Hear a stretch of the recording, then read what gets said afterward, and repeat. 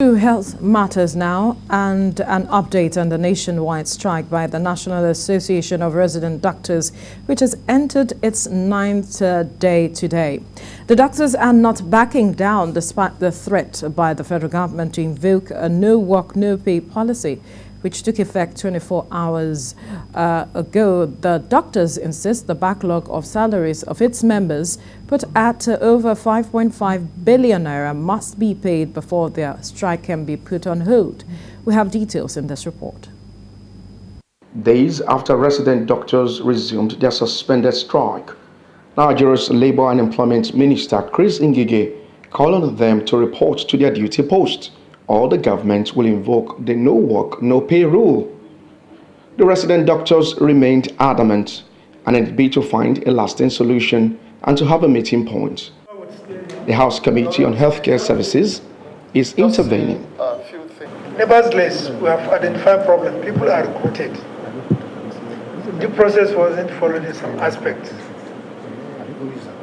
That has affected the service delivery. And we are in a situation whereby service has been interrupted. I spoke with the head of service, and of which I passed it to the permanent secretary. Her stand was that hiring people must be sanctioned. The DG budget you have mentioned so much extensively, but we still want you to address way out. As the meeting opened, all parties on the table presented their cases. The doctors' body said arrears of salaries owed its members is over 5.5 billion naira, and until that is paid, the strike continues.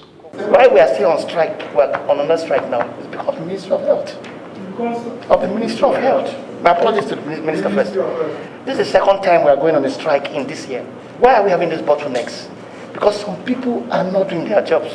NAD is also calling for the removal of bureaucratic bottleneck it said has been killing the works of doctors in the nation's health sector.